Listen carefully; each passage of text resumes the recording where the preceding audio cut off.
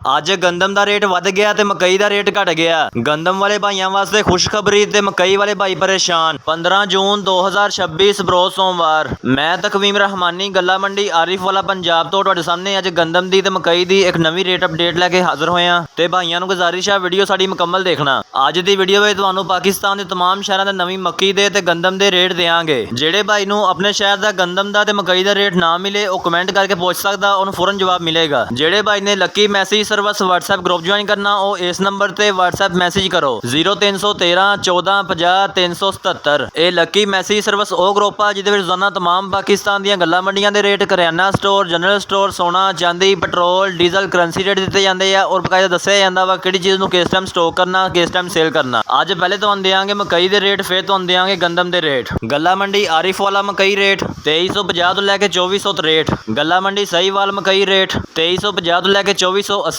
ਗੱਲਾ ਮੰਡੀ ਉਕਾੜਾ ਮਕਈ ਰੇਟ 2380 ਤੋਂ ਲੈ ਕੇ 2525। ਗੱਲਾ ਮੰਡੀ ਪਾਕਪਤਨ ਗੱਲਾ ਮੰਡੀ ਅੱਜ ਬਾਰਿਸ਼ ਦੀ ਵਜ੍ਹਾ ਤੋਂ ਕਾਰੋਬਾਰ ਦਾ ਆਗਾਜ਼ ਨਹੀਂ ਹੋਇਆ। ਗੱਲਾ ਮੰਡੀ ਟੋਬਾ ਟੈਕਸਿੰਗ ਮਕਈ ਰੇਟ 2300 ਤੋਂ ਲੈ ਕੇ 2475। ਗੱਲਾ ਮੰਡੀ ਚੀਚਾਵਤਨੀ ਮਕਈ ਰੇਟ 2350 ਤੋਂ ਲੈ ਕੇ 2475। ਬੂਰੇ ਵਾਲਾ 2400 ਤੋਂ ਲੈ ਕੇ 2510। ਮੀਆਂ ਚੰਨੂ 2350 ਤੋਂ ਲੈ ਕੇ 2450। ਗੱਲਾ ਮੰਡੀ ਚਿਸ਼ਤੀਆਂ ਮਕਈ ਰੇਟ 2350 ਤੋਂ ਲੈ ਕੇ 2450। ਖੈਰਪੁਰ 2300 ਤੋਂ ਲੈ ਕੇ 2480। ਦੁਨੀਆਪੁਰ 2350 ਤੋਂ ਲੈ ਕੇ 2475 ਤੇ ਕਰਾਚੀ ਪਹੁੰਚ ਮਕਈ ਰੇਟ 2480 ਤੋਂ ਲੈ ਕੇ 2485। ਤੇ ਜਿਹੜੇ ਭਾਈ ਨੇ ਆਪਣੀ ਮਕਈ ਕੈਸ਼ ਪੇਮੈਂਟ ਤੇ ਸੇਲ ਕਰਨੀ ਆ ਉਹ ਇਸ ਨੰਬਰ ਤੇ ਰਾਬਤਾ ਕਰੋ 0305 77 37 303। ਜੀਓ ਕਮਿਸ਼ਨ ਸ਼ਾਪ ਗੱਲਾ ਮੰਡੀ ਆਰਿਫ ਵਾਲਾ। ਤੇ ਦੋਸਤੋ ਇਹ ਸੀ ਅੱਜ ਦੇ ਮਕਈ ਦੇ ਰੇਟ। ਗੰਦਮ ਦੇ ਰੇਟ ਤੁਹਾਨੂੰ ਸੈਕਿੰਡ ਟਾਈਮ ਦੇਵਾਂਗੇ। ਬਾਕੀ तमाम ਰੇਟ ਅਪਡੇਟ ਔਰ ਤਜਜ਼ੀਆ ਰਿਪੋਰਟ ਹਾਸਲ ਕਰਨ ਵਾਸਤੇ WhatsApp ਗਰੁੱਪ ਚ ਆ ਜਾਓ। ਮਿਲਾਂਗੇ ਇੱਕ ਨਵੀਂ ਵੀਡੀਓ ਦੇ ਨਾਲ। ਅੱਲਾ ਹਾਫਿਜ਼।